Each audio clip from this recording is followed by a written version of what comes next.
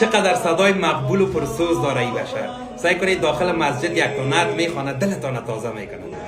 با امید آمدم سانه خرابم نکنی، همه کردم جوابم تو جوابم نکنی، همه کردم جوابم تو جوابم نکنی.